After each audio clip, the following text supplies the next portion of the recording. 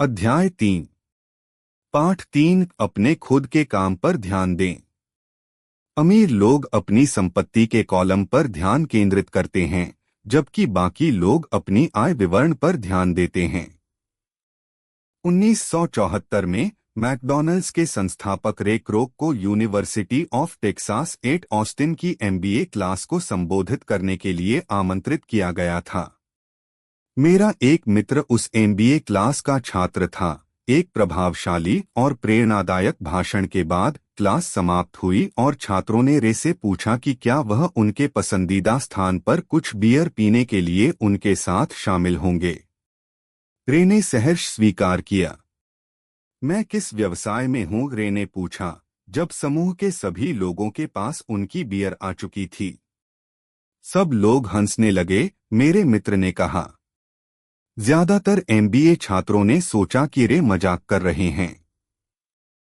किसी ने जवाब नहीं दिया तो रे ने फिर से पूछा, आपको क्या लगता है मैं किस व्यवसाय में हूँ? छात्र फिर से हंसे और अंत में एक साहसी व्यक्ति चिल्लाया, रे, इस दुनिया में कौन नहीं जानता कि आप बर्गर के व्यवसाय में हैं। रे मुस्कुराए। मुझे लगा कि आप यही कहेंगे। उन्होंने थोड़ी देर रुका और फिर जल्दी से जोड़ा, महिलाओं और सज्जनों, मैं बर्गर के व्यवसाय में नहीं हूँ, मेरा व्यवसाय रियल एस्टेट है। जैसा कि मेरे मित्र ने कहानी सुनाई, रे ने अपना दृष्टिकोण समझाने में काफी समय बिताया। अपने व्यापार योजना में रे जानते थे कि प्राथमिक व्यावसायिक ध्यान बर्गर फ्रेंचाइज बेचने पर था, लेकिन उन्होंने कभी इस बात की अनदेखी नहीं की कि हर फ्रेंचाइज का स्थान कितना महत्वपूर्ण था। उन्हें पता था कि जमीन और उसकी स्थिति प्रत्येक फ्रेंचाइज की सफलता के सबसे महत्वपूर्ण कारक थे। मूल रूप से जिसने फ्रेंचाइज खरीदी वह फ्रेंचाइज के तहत की जमीन भी रे क्रोक के संगठन के लिए खरीद रहा था। आज मैकडॉनल्ड्स दुनिया में सबसे बड़ा एकल रियल एस्टेट मालिक है, जो कैथोलिक चर्च से भी अधिक संपत्ति का मालिक है। मैकडॉनल्ड्स अमेरिका और दुनिया भर के सबसे महत्वपूर्ण चौराहों और सड़कों के कोनों का मालिक है। मेरा मित्र इसे अपने जीवन के सबसे महत्वपूर्ण पाठों में से एक मानता है। आज वह कार वॉश का मालिक है, लेकिन उसका व्यवसाय उन कार वॉश के नीचे की जमीन है। पिछले अध्याय में उन आरेखों को दिखाया गया था जो यह बताते हैं कि ज्यादातर लोग अपने अलावा सबके लिए काम करते हैं।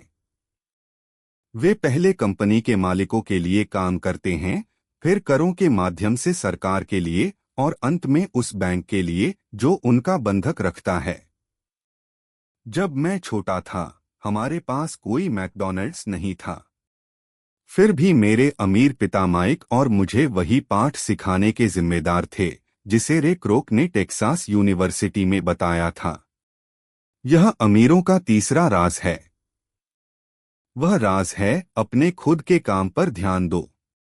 आर्थिक संघर्ष अक्सर इस बात का सीधा परिणाम होता है कि लोग अपनी पूरी जिंदगी किसी और के लिए काम करते हैं। कई लोगों के पास अपने जीवन भर की मेहनत का अंत में दिखाने के लिए कुछ भी नहीं होगा। हमारी मौजूदा शैक्षिक प्रणाली का ध्यान आज के युवाओं को अच्छे रोजगार प्राप्त करने के लिए शैक्षणिक कौशल विकसित करने पर है। उनका जीवन उनकी तनख्वाह या, जैसा कि पहले वर्णित किया गया था, उनकी आय के कॉलम के इर्द गिर्द घूमेगा। कई लोग आगे की पढ़ाई करेंगे और इंजीनियर, वैज्ञानिक, रसोइये, पुलिस अधिकारी, कलाकार, लेखक आदि बनेंगे। ये पेशेवर कौशल उन्हें कार्यबल में प्रवेश करने और पैसे के लिए काम करने की अनुमति देंगे। लेकिन आपके पेशे और आपके व्यवसाय के बीच बड़ा अंतर है। अक्सर मैं लोगों से पूछता हूँ, आपका व्यवसाय क्या है, और वे कहते हैं, ओह, मैं बैंकर हूँ। फिर मैं उनसे पूछता हूँ कि क्या वे बैंक के मालिक हैं, और वे आम तौर पर जवाब देते हैं, नहीं, मैं वहाँ काम करता हूँ। इस स्थिति में उन्होंने अपने पेशे को अपने व्यवसाय के साथ भ्रमित कर दिया है। उनका पेशा बैंकर हो सकता है, लेकिन उन्हें अभी भी अपना खुद का व्यवसाय चाहिए। स्कूल की एक समस्या यह है कि अक्सर आप वही बन जाते हैं जो आप पढ़ते हैं। अगर आप खाना पकाने का अध्ययन करते हैं तो आप एक शेफ बन जाते हैं। अगर आप कानून का अध्ययन करते हैं तो आप वकील बन जाते हैं। और अगर आप ऑटो मैकेनिक्स का अध्ययन करते हैं तो आप मैकेनिक बन जाते हैं। जो आप पढ़ते हैं वही बनने की गलती यह है कि बहुत से लोग अपने खुद के काम पर ध्यान देना भूल जाते हैं। वे अपना जीवन किसी और का काम करने में बिताते हैं और उसे अमीर बनाते हैं। वित्तीय रूप से सुरक्षित बनने के लिए एक व्यक्ति को अपने खुद के काम पर ध्यान देना चाहिए। आपका व्यवसाय आपकी संपत्ति के कॉलम के इर्द गिर्द घूमता है, न कि आपकी आय के कॉलम के, जैसा कि पहले कहा गया था। सबसे महत्वपूर्ण नियम है संपत्ति और दायित्व के बीच अंतर को जानना और संपत्तियों को खरीदना। अमीर लोग अपनी संपत्ति के कॉलम पर ध्यान केंद्रित करते हैं, जबकि बाकी लोग अपनी आय विवरण पर ध्यान देते हैं। आर्थिक संघर्ष अक्सर इस बात का परिणाम होता है कि लोग अपनी पूरी जिंदगी किसी और के लिए काम करते रहते हैं। इसीलिए हम अक्सर सुनते हैं, मुझे वेतन वृद्धि चाहिए, काश मुझे प्रमोशन मिल जाता, मैं स्कूल वापस जा रहा हूं ताकि मैं और प्रशिक्षण प्राप्त कर सकूं और एक बेहतर नौकरी पा सकूं, मैं ओवरटाइम करने जा रहा हूं, शायद मुझे दूसरी नौकरी मिल सकती है। कुछ लोगों के लिए ये विचार समझदारी भरे हो सकते हैं, लेकिन फिर भी आप अपने खुद के काम पर ध्यान नहीं दे रहे हैं। ये सभी विचार अभी भी आय के कॉलम पर ध्यान केंद्रित करते हैं और केवल तभी एक व्यक्ति को अधिक वित्तीय सुरक्षा प्रदान कर सकते हैं जब अतिरिक्त धन का उपयोग आय उत्पन्न करने वाली संपत्तियों को खरीदने में किया जाए। मुख्य कारण यह है कि गरीब और मध्यम वर्ग के अधिकांश लोग वित्तीय रूप से रूढ़िवादी होते हैं, जिसका अर्थ है मैं जोखिम उठाने का जोखिम नहीं उठा सकता। यह है कि उनके पास कोई वित्तीय आधार नहीं होता, उन्हें अपनी नौकरियों से चिपके रहना पड़ता है और सुरक्षित खेलना पड़ता है। जब कंपनियों ने छोटे करने की नीति अपनाई तो लाखों श्रमिकों को पता चला कि उनकी सबसे बड़ी तथाकथित संपत्ति, उनका घर, उन्हें धीरे धीरे खा रहा था। उनकी संपत्ति उन्हें हर महीने पैसा खर्च करवा रही थी। उनकी कार, एक और संपत्ति, उन्हें निगल रही थी।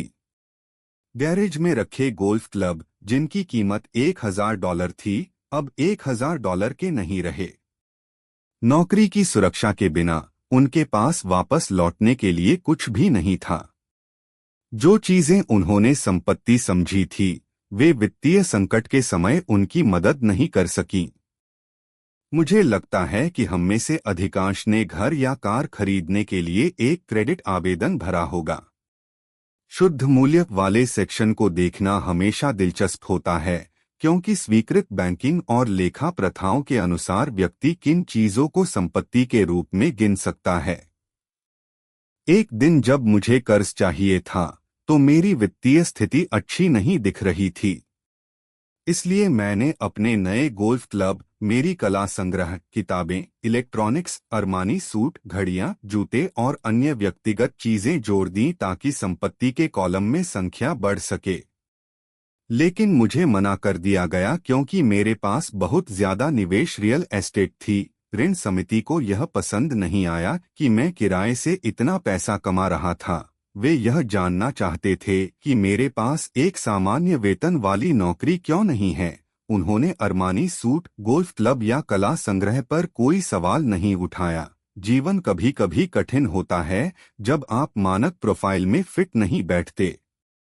हर बार जब कोई मुझसे कहता है कि उसकी शुद्ध संपत्ति $1 मिलियन है या $1,00,000 या कुछ और, तो मैं सहम जाता हूँ। शुद्ध संपत्ति सही न होने का एक मुख्य कारण यह है कि जैसे ही आप अपनी संपत्तियां बेचना शुरू करते हैं, आपको लाभ पर कर देना पड़ता है।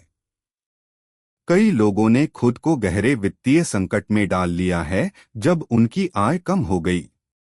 नकदी जुटाने के लिए वे अपनी संपत्तियां बेचते हैं, लेकिन उनकी व्यक्तिगत संपत्तियों को आमतौर पर उनके व्यक्तिगत बैलेंस शीट पर सूचीबद्ध मूल्य के केवल एक अंश में ही बेचा जा सकता है, या यदि संपत्तियों की बिक्री पर लाभ होता है तो उस लाभ पर कर लगाया जाता है, तो फिर से सरकार अपना हिस्सा लेती है। इस प्रकार उपलब्ध राशि कम हो जाती है, जो उन्हें कर्ज से निकालने में मदद कर सकती है। यही कारण है कि मैं कहता हूं कि किसी की शुद्ध संपत्ति अक्सर उनके विचार से कम मूल्यवान होती है।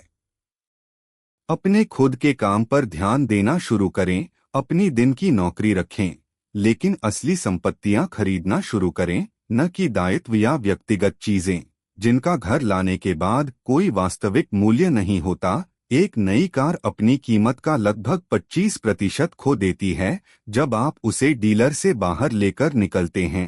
यह एक असली संपत्ति नहीं है, भले ही आपका बैंकर इसे एक संपत्ति के रूप में सूचीबद्ध करने दे। मेरा $400 का नया टाइटेनियम ड्राइवर तब $150 का था जब मैंने टीफ किया। कम खर्च बनाए रखें, दायित्व को कम करें और मेहनत से ठोस संपत्तियों का आधार बनाएं। युवाओं के लिए जिन्होंने अभी तक घर नहीं छोड़ा है, माता पिता के लिए यह महत्वपूर्ण है कि वे उन्हें संपत्ति और दायित्व के बीच का अंतर सिखाएं। उन्हें यह सिखाएं कि घर छोड़ने, शादी करने, घर खरीदने, बच्चों को पालने और एक जोखिम भरी वित्तीय स्थिति में फंसने से पहले एक ठोस संपत्ति स्तंभ बनाना शुरू करें, ताकि उन्हें नौकरी से चिपके रहने और हर चीज को उधार पर खरीदने की आवश्यकता न पड़े। मैंने कई युवा जोड़ों को देखा है जो शादी करते हैं और खुद को एक ऐसी जीवन शैली में फंसा लेते हैं जिससे वे अपने कामकाजी वर्षों के अधिकांश समय तक कर्ज से बाहर नहीं निकल पाते हैं। कई लोगों के लिए जैसे ही उनका आखिरी बच्चा घर छोड़ता है, माता पिता को यह एहसास होता है कि उन्होंने सेवानिवृत्ति के लिए पर्याप्त तैयारी नहीं की है और वे जल्दी जल्दी कुछ पैसे बचाने के लिए दौड़ धूप करने लगते हैं। फिर उनके अपने माता पिता बीमार हो जाते हैं और वे खुद को नई जिम्मेदारियों के साथ पाते हैं। तो मैं आपसे या आपके बच्चों से किस प्रकार की संपत्तियों को अर्जित करने का सुझाव दे रहा हूं? मेरी दुनिया में वास्तविक संपत्तियां निम्नलिखित श्रेणियों में आती हैं।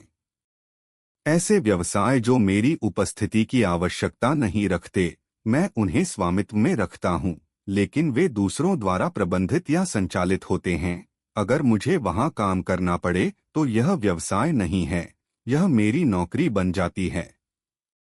शेयर, बॉन्ड, आय उत्पन्न करने वाली अचल संपत्ति, नोट्स, आईओयूज, बौद्धिक संपदा से मिलने वाली रॉयल्टी जैसे संगीत, स्क्रिप्ट और पेटेंट। कुछ भी जो मूल्य रखता हो, आय उत्पन्न करता हो या उसका मूल्य बढ़ता हो और जिसका एक तैयार बाजार हो। एक छोटे लड़के के रूप में मेरे शिक्षित पिता ने मुझे एक सुरक्षित नौकरी खोजने के लिए प्रोत्साहित किया, लेकिन मेरे अमीर पिता ने मुझे उन संपत्तियों को हासिल करने के लिए प्रोत्साहित किया जिनसे मैं प्यार करता था। अगर आप इसे पसंद नहीं करते तो आप इसकी देखभाल नहीं करेंगे। मैं रियल एस्टेट इकट्ठा करता हूं क्योंकि मुझे इमारतें और भूमि पसंद हैं। मुझे इन्हें खरीदना पसंद है और मैं इन्हें पूरे दिन देख सकता हूं। जब समस्याएं आती हैं तो समस्याएं इतनी बुरी नहीं होती कि वे मेरी रियल एस्टेट के प्रति प्यार को बदल दें। जो लोग रियल एस्टेट से नफरत करते हैं, उन्हें इसे नहीं खरीदना चाहिए। मुझे छोटे कंपनियों के शेयर भी पसंद हैं, खासकर स्टार्टअप्स, क्योंकि मैं एक उद्यमी हूं, न कि एक कॉरपोरेट व्यक्ति। अपने शुरुआती वर्षों में मैंने बड़ी कंपनियों में काम किया, जैसे standard oil of California US, marine corps और जेरोक्स कॉर्प। मुझे उन संगठनों के साथ बिताया गया समय पसंद था और मेरे पास अच्छे यादें हैं, लेकिन मुझे गहराई से पता है कि मैं एक कंपनी का आदमी नहीं हूं। मुझे कंपनियों की शुरुआत करना पसंद है, उन्हें चलाना नहीं। इसलिए मेरे शेयर आमतौर पर छोटे कंपनियों के होते हैं। कभी कभी मैं खुद कंपनी की शुरुआत करता हूं और इसे सार्वजनिक करता हूं। नए शेयर इशू में दौलत बनती है और मुझे यह खेल पसंद है। कई लोग छोटे कैप कंपनियों से डरते हैं और उन्हें जोखिम भरा कहते हैं, और वे हैं, लेकिन यह जोखिम कम हो जाता है यदि आप निवेश को पसंद करते हैं, इसे समझते हैं और खेल को जानते हैं। छोटे कंपनियों के साथ मेरी निवेश रणनीति 1 साल के भीतर शेयर बेचने की होती है। अपना खुद का व्यवसाय ध्यान में रखें। अपनी दिन की नौकरी जारी रखें, लेकिन वास्तविक संपत्तियां खरीदना शुरू करें, न कि दायित्व। दूसरी ओर मेरी रियल एस्टेट रणनीति छोटे निवेश से शुरू करना और बड़े प्रॉपर्टीज के लिए व्यापार करना है, और इसलिए लाभ पर कर चुकाने को विलंबित करना है।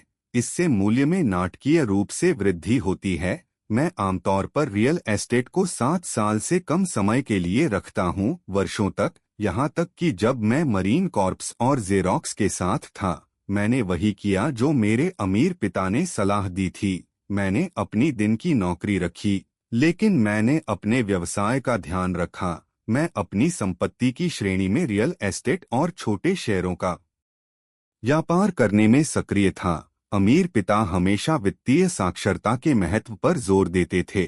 जितना बेहतर मैं लेखांकन और नकद प्रबंधन को समझूंगा, उतना ही बेहतर मैं निवेशों का विश्लेषण कर सकूंगा और अंततः अपनी कंपनी शुरू करने और बनाने में सक्षम होऊंगा। मैं किसी को भी कंपनी शुरू करने के लिए प्रोत्साहित नहीं करता, जब तक कि वे वास्तव में ऐसा करना नहीं चाहते। मुझे जो कुछ भी कंपनी चलाने के बारे में पता है, उसके आधार पर मैं इस काम को किसी पर भी नहीं थोपना चाहूंगा। कई बार ऐसा होता है जब लोगों को रोजगार नहीं मिल पाता और कंपनी शुरू करना सबसे अच्छा समाधान लगता है, लेकिन सफलता के चांसेस बहुत कम होते हैं। 10 में से 9 कंपनियां 5 साल के भीतर विफल हो जाती हैं, जिनमें से जो पहले 5 साल तक जीवित रहती हैं, उनमें से 9 में से हर 10 बाद में असफल हो जाती है। इसलिए केवल तभी मैं इसकी सिफारिश करता हूं जब आप वास्तव में अपनी खुद की कंपनी का मालिक बनने की इच्छा रखते हो। अन्यथा अपनी दिन की नौकरी रखें और अपने व्यवसाय का ध्यान रखें। जब मैं अपने व्यवसाय का ध्यान रखने की बात करता हूं, तो मेरा मतलब है अपनी संपत्ति की श्रेणी को मजबूत बनाना और बनाए रखना। एक बार जब $1 इसमें डाल दिया जाए, तो कभी उसे बाहर नहीं आने दें। इसे इस तरह से सोचें, जब $1 आपकी संपत्ति की श्रेणी में जाता है, तो यह आपका कर्मचारी बन जाता है। पैसे के बारे में सबसे अच्छी बात यह है कि यह 24 घंटे काम करता है और पीढ़ियों के लिए काम कर सकता है। अपनी दिन की नौकरी रखें, एक महान मेहनती कर्मचारी बने, लेकिन उस संपत्ति की श्रेणी को बनाना जारी रखें। जैसे जैसे आपका नकद प्रवाह बढ़ता है, आप कुछ विलासिता का आनंद ले सकते हैं। एक महत्वपूर्ण अंतर यह है कि अमीर लोग विलासिता को आखिरी में खरीदते हैं, जबकि गरीब और मध्यवर्गीय लोग आमतौर पर पहले विलासिता खरीदते हैं। गरीब और मध्यवर्गीय लोग अक्सर बड़े घर, हीरे, फर, आभूषण या नाव जैसी विलासिता की वस्तुएं खरीदते हैं क्योंकि वे अमीर दिखना चाहते हैं। वे अमीर दिखते हैं, लेकिन वास्तव में वे केवल क्रेडिट पर कर्ज में और गहरे चले जाते हैं। पुराने पैसे वाले लोग, दीर्घकालिक अमीर, पहले अपनी संपत्ति की श्रेणी बनाते हैं, फिर संपत्ति की श्रेणी से उत्पन्न आय उनकी विलासिताओं को खरीदती है। गरीब और मध्यवर्गीय लोग अपनी मेहनत, खून और बच्चों की विरासत से विलासिता खरीदते हैं। एक सच्ची विलासिता एक वास्तविक संपत्ति में निवेश करने और उसे विकसित करने का इनाम है। उदाहरण के लिए, जब मेरी पत्नी किम और मेरे पास हमारे अपार्टमेंट हाउस से अतिरिक्त पैसा आया, तो उसने अपनी मर्सिडीज खरीदी। इसमें उसके लिए कोई अतिरिक्त काम या जोखिम नहीं था क्योंकि अपार्टमेंट हाउस ने कार खरीदी। हालांकि उसे 4 साल इंतजार करना पड़ा जब तक रियल एस्टेट निवेश पोर्टफोलियो बढ़ता नहीं गया और कार के लिए पर्याप्त अतिरिक्त नकद प्रवाह उत्पन्न नहीं हुआ। लेकिन विलासिता, मर्सिडीज, एक सच्चा इनाम थी क्योंकि उसने साबित कर दिया कि वह अपनी संपत्ति की श्रेणी को बढ़ाना जानती थी। उस कार का उसके लिए अब केवल एक और सुंदर कार के रूप में बहुत अधिक महत्व है। इसका मतलब है कि उसने इसे खरीदने के लिए अपनी वित्तीय बुद्धिमत्ता का इस्तेमाल किया। इसके बजाय ज्यादातर लोग आवेग में जाकर क्रेडिट पर नई कार या कुछ अन्य विलासिता खरीद लेते हैं। वे उबाऊ महसूस कर सकते हैं और बस एक नया खिलौना चाहते हैं। क्रेडिट पर विलासिता खरीदना अक्सर एक व्यक्ति को अंततः उस विलासिता से नफरत करने का कारण बनाता है, क्योंकि कर्ज एक वित्तीय बोझ बन जाता है। एक बार जब आपने अपने व्यवसाय में समय लगाया है और उसमें निवेश किया है और उसे विकसित किया है, तो आप अब अमीरों का सबसे बड़ा रहस्य सीखने के लिए तैयार हैं, वह रहस्य जो अमीरों को बाकी सभी से बहुत आगे रखता है।